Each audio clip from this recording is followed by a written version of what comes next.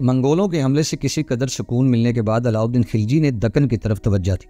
दरअसल दक्कन में देवगढ़ का राजा अलाउद्दीन खिलजी का मती और फरमाबरदार और खिराज गुजार था। ये वही राजा रामदेव था जिससे मालो दौलत हासिल करने के बाद अलाउद्दीन खिलजी ने तख्तो ताज हासिल किया था। देवगढ़ के राजा रामदेव ने लगातार 3 साल से खिराज अदा न किया था। साथ ही अलाउद्दीन खिलजी के मुखबिर जो बड़ी तेजी से काम कर रहे थे, वो अलाउद्दीन को ये भी खबरें देने लगे कि रामदेव के अफ़ाल और किरदार से बगावत की बू आने लगी। ये सूरत हाल अलाउद्दीन खिलजी के लिए यकीनन नाकाबिले बर्दाश्त थी। लिहाजा इसने एक लश्कर जिसकी तादाद लगभग 1 लाख के करीब थी, मलिक काफूर की कमांदारी में रवाना किया। साथ ही इसने गुजरात में अपने हाकिम अलग खान की तरफ भी पैगाम भिजवाया कि वो मलिक काफूर के साथ मिलकर रामदेव को अपने सामने जेर और मती करे और इससे गुज़िश्ता 3 साल का खिराज वसूल करे। जिस वक्त ये मुहिम दरपेश थी, कहते हैं इस वक्त अलाउद्दीन खिलजी की बीवी रानी कंवल देवी, जो मुसलमान हो चुकी थी और अपने हुस्न जमाल में अपनी मिसाल आप थी, वो अलाउद्दीन की खिदमत में हाजिर हुई और कहने लगी, सुल्तानी मोहतरम, जिस वक्त मैं दक्कन में राजा रायकरण की रानी थी, इस वक्त मेरी 2 बेटियां थी। अब मैं तो इस्लाम कबूल करके आपके हरम में दाखिल हो गई हूँ, लेकिन मेरी दोनों बेटियां रायकरण के पास रह गई हैं। अब मुझे पता चला है कि मेरी एक बेटी का तो इंतकाल हो गया है, अलबत्ता दूसरी बेटी अभी जिंदा है। जब वो मुझसे जुदा हुई तो 4 बरस की थी। अब सुना है जवान हो गई है, इंतहा दर्जा की खूबसूरत है और नाम इसका देओलदी है। इस मौका पर कंवल देवी ने अलाउद्दीन खिलजी से अपनी बेटी से मिलने और इसे हासिल करने की ख्वाहिश का इजहार किया। अपनी मलका कंवल देवी की इस ख्वाहिश के जवाब में अलाउद्दीन खिलजी ने गुजरात के अपने हाकिम अलग खान की तरफ पैगाम भिजवाया कि वो कंवल देवी की बेटी देओलदी को हर सूरत में राजा रायकरण से हासिल करे। अलाउद्दीन खिलजी ने यह भी पैगाम भिजवाया कि देओलदी को हासिल करने में अगर किसी पर सख्ती भी करना पड़े तो इससे भी गुरेज ना किया जाए और हर सूरत में देओलदी को हासिल करके दिल्ली रवाना किया जाए। अलाउद्दीन खिलजी का यह हुक्म पाकर अलग खान एक बहुत बड़े लश्कर के साथ गुजरात से निकला और मलिक काफूर से जा मिला। यह लश्कर बकलाना की तरफ बढ़ा और राजा रायकरण की तरफ पैगाम भिजवाया कि वो कंवल देवी की बेटी देओलदी को इनके हवाले करते, लेकिन राजा करण राय ने ऐसा करने से इनकार कर दिया। इस इनकार के जवाब में अलग खान और राजा करण के दरमियान कई जंगें हुई, लेकिन इन जंगों में कोई नतीजा ना निकल सका। हर बार जंग के बाद रायकरण अपने किले में महसूर हो जाता। राजा रायकरण ने जब यह देखा कि इस पर मुसलमानों का दबाव दिन ब दिन बढ़ता जा रहा है, तो इसने मुसलमानों के खिलाफ देवगढ़ के राजा रामदेव से मदद हासिल करने का फैसला किया। वो चाहता था कि वो और रामदेव दोनों मिलकर मुसलमानों का मुकाबला करें और इन्हें वापस जाने पर मजबूर कर दें। इस मौके पर एक मुसीबत उठ खड़ी हुई। वो ये कि रामदेव का एक बेटा था, इसका नाम मंगलदेव था और वो राजा रायकरण की बेटी देओलदी से गायबाना मोहब्बत करता था और इससे शादी करने का ख्वाहां था। लेकिन राजा रायकरण किसी भी सूरत अपनी बेटी देओलदी को मंगलदेव के साथ ब्याहने के लिए तैयार न था, इसलिए कि देवगढ़ का राजा रामदेव और इसका बेटा मंगलदेव मरहटा कौम से ताल्लुक रखते थे। हिंदू चूंकि मरहटों को अछूत ख्याल करते हैं, इसलिए इन्हें अपने आप से कमतर और हकीर जानते हैं और इसी वजह से वो अपनी बेटी को उसके साथ ब्याहने पर आमादा न था। जब मुसलमानों ने राजा रायकरण पर हमला आवर होना शुरू कर दिया, तब मंगलदेव ने इन हंगामों से फायदा उठाने का इरादा कर लिया। अपने बाप की इजाजत लिए बगैर इसने अपने भाई भीमदेव से साजबाज करके इसे आला दर्जे के तहफ़ के साथ राजा की तरफ रवाना किया और इसे ये पैगाम भिजवाया, मुसलमानों और हिंदुओं में जो मजहब की बुनियाद पर दुश्मनी है वो जाहिर है। बेहतर यही है कि अपनी बेटी देओलदी को, जिसकी वजह से ये सारा दंगा फसाद हो रहा है, मेरे साथ ब्याह दो। अगर तुम ऐसा करोगे तो इसका नतीजा ये होगा कि मुसलमान मायूस होकर तुमसे जंग ना करेंगे और वापस चले जाएंगे। इस तरह मुसलमानों के हमलों से तुम्हारी जान छूट जाएगी। रायकरण ने मंगलदेव की इस तजवीज़ से इत्तफाक कर लिया। लिहाजा भीमदेव ने इस सिलसिले में इससे राब्ता कायम किया तो इसने कबूल कर लिया कि वो अपनी बेटी को भीमदेव के साथ रवाना कर देगा ताकि इसे मंगलदेव के साथ ब्याह दिया जाए। मौरखीन लिखते हैं कि देओलदी इतनी खूबसूरत थी कि अगर इसकी शादी मंगलदेव से होती तो यूं लगता जैसे किसी परी को बदसूरत देव के साथ ब्याह देने की हामी भर ली गई हो। अलग खान को जब इन हालात का इल्म हुआ तो वो बड़ा फिक्रमंद हुआ। वो तो हर सूरत में देओलदी को दिल्ली भिजवाना चाहता था। लिहाजा अपने सालारों से मशवरा करने के बाद इसने अपनी पूरी ताकत और कुव्वत के साथ रायकरण पर हमला आवर होना शुरू कर दिया। अलग खान और इसके लश्करों के हमले ऐसे जोरदार और जानलेवा थे कि रायकरण इनका मुकाबला न कर सका, जिसके नतीजे में रायकरण को बदतरीन शिकस्त हुई और वो जंग के मैदान से राजा रामदेव के शहर देवगढ़ की तरफ भागा।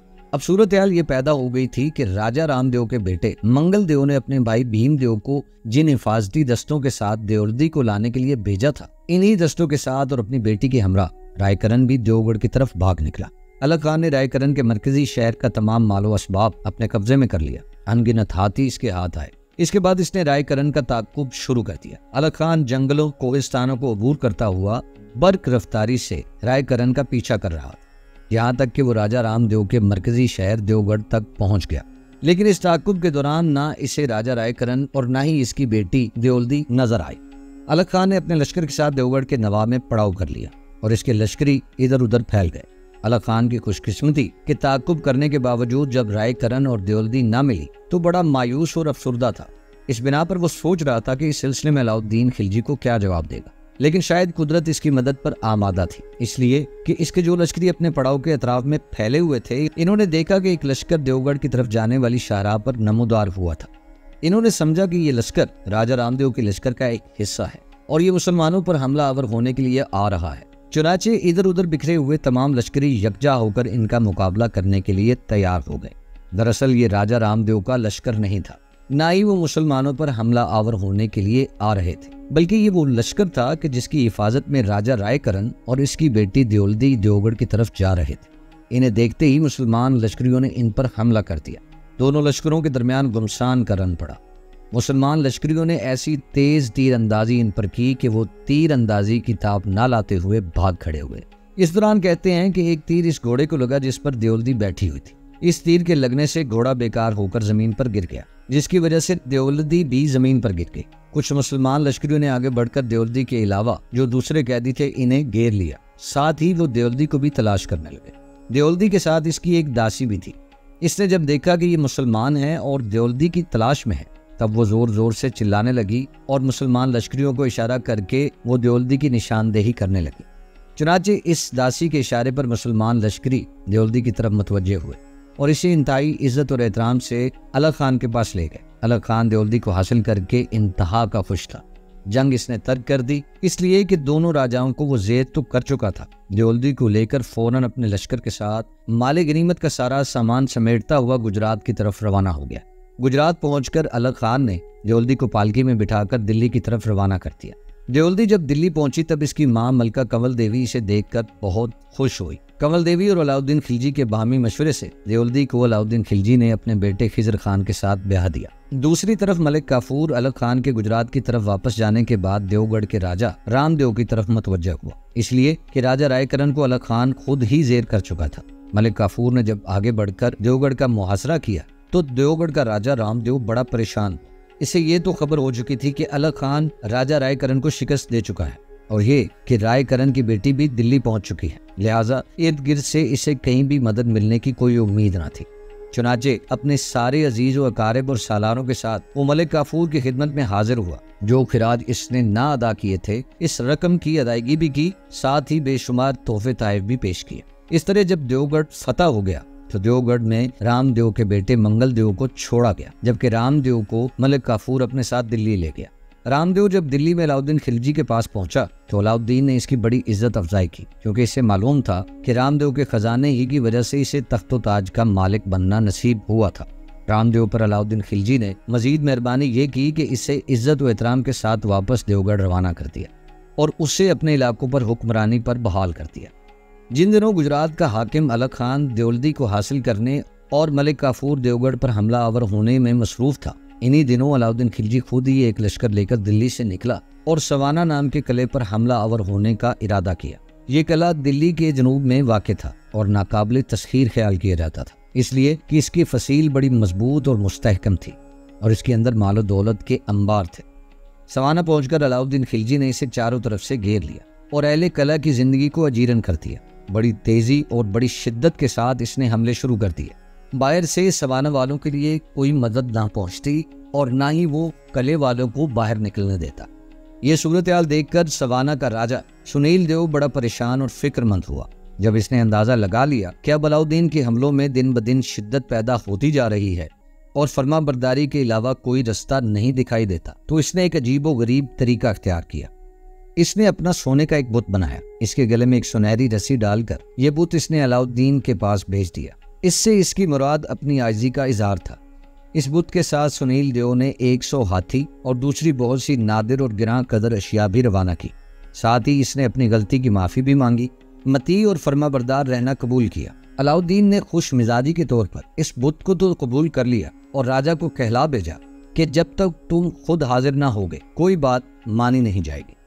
सुनील देव ये जवाब सुनकर मजबूरन किले से बाहर निकला और अलाउद्दीन की खिदमत में हाजिर हुआ।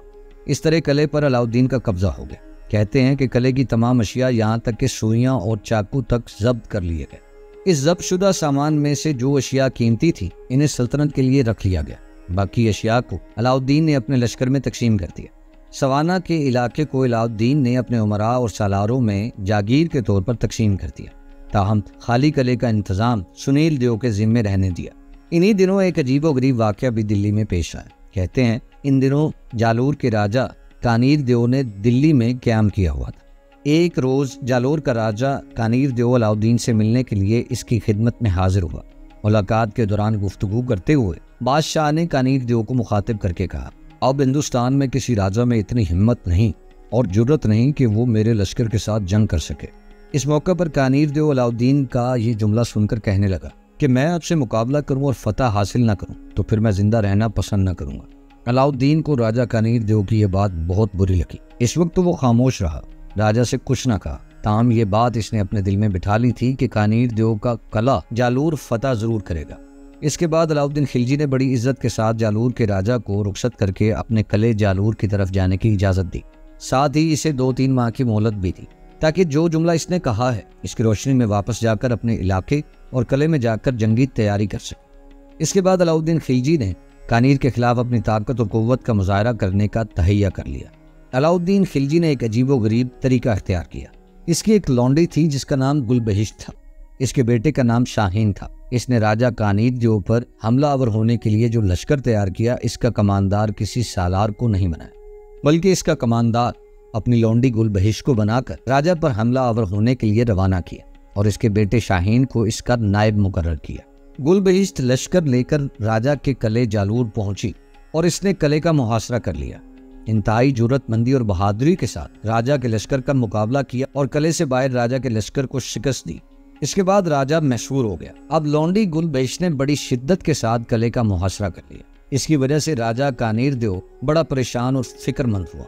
राजा का किला फतह होने के करीब ही था कि बदकिस्मती से गुलबहिश्त बीमार हो गई और चंद रोज बाद इस बीमारी की वजह से इंतकाल कर गई। गुलबहिश्त के इंतकाल के बाद इसके बेटे शाहीन ने अपनी मां की जगह संभाली और इसके नक्शे कदम पर चलते हुए कानीर देव के किले पर हमलावर होते हुए कानीर देव का जीना हराम कर दिया।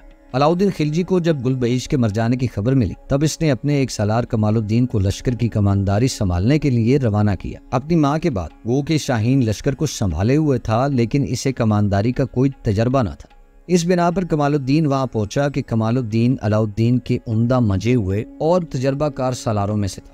वो इस अंदाज से कानीर देव पर हमलावर हुआ कि किले को इसने फतह कर लिया और कानीर देव मां इसके हमराहियों और रिश्तेदार वगैरह को इसने कत्ल कर दिया। किले की फतह के बाद सबसे पहले कमालुद्दीन ने फतह की खबर अलाउद्दीन को भिजवाई और किले से जिस कदर मालो असबाब मिला था वो भी दिल्ली रवाना कर दिया। कानीर देव पर फतह हासिल करने के बाद अलाउद्दीन ने मशहूर व मारूफ और मजबूत व मुस्तहकम किले वारंगल की तरफ तवज्जो दी। अलाउद्दीन ने इससे पहले भी एक लश्कर इस किले पर हमला आवर होने के लिए रवाना किया था, लेकिन बदकिस्मती से इन दिनों मंगोलों का एक लश्कर हिंदुस्तान पर हमला आवर हो गया, जिसकी बिना पर अलाउद्दीन खिलजी को अपने लश्करियों को वापस बुलाकर मंगोलों का मुकाबला करना पड़ा। इस बिना पर वारंगल नाम का ये किला फतह न हो सका। अब अलाउद्दीन ने फिर इस किले को फतह करने का तहैया किया। नाज़रीन, अब तक के लिए इतना ही। मिलते हैं अगली किस्त में। अपना ख्याल रखिए। अल्लाह निगहबान।